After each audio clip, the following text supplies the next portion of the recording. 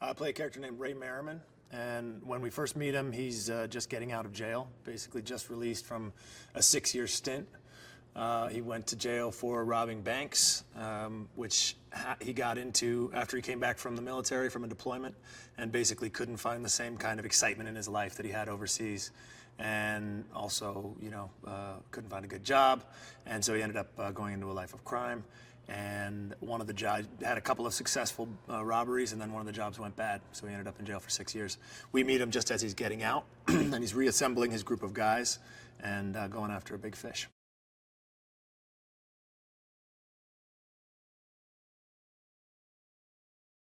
There's these places where our worlds collide, and we see each other, and we're aware of each other, and there's almost a relish and an enjoyment in the being around each other.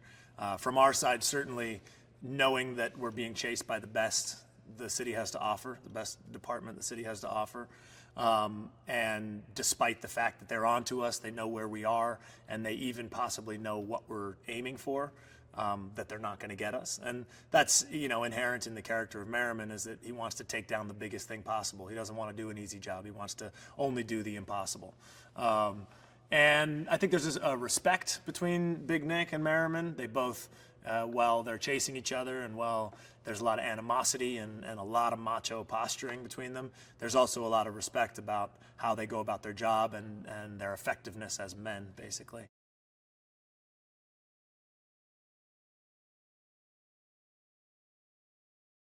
They kept us separate from the regulators, but they would then have, and I don't know if this was intentional, but they would bring them to the training ground around the time we were leaving, or vice versa. So we kept having these moments where we'd be passing each other, and so there was a lot of cold stares and a lot of animosity, a lot of jokes being thrown from long distances.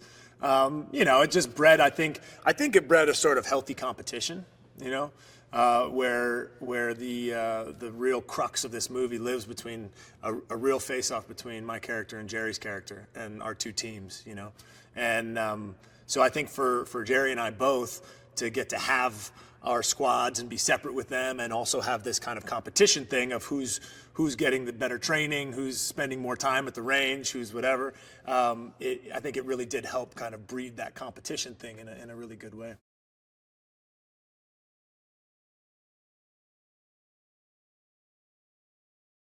So as soon as they see Nick and his team get out of the truck, they realize that it's time for them to react. So they get out, and they brought their entire arsenal with them just for this occasion, in case they had to fight their way out.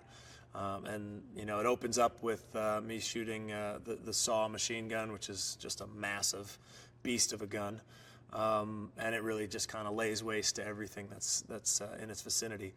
And then from there, you see again the military precision as these guys do a center peel down the corridor, and it's just they move with military efficiency from car to car to car, and basically peel off away from the corridor and down the street. Hey guys, what did you think of that video? Now stay with me, as I have a pretty interesting behind-the-scenes fact for you. Now, a lot of work goes into the making of movies, and sometimes accident can happen during production.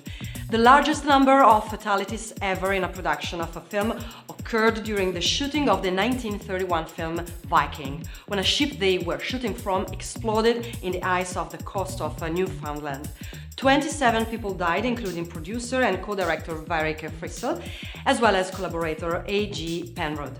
The incident is one of the most infamous in movie history, and the film was made in tribute to those who lost their lives.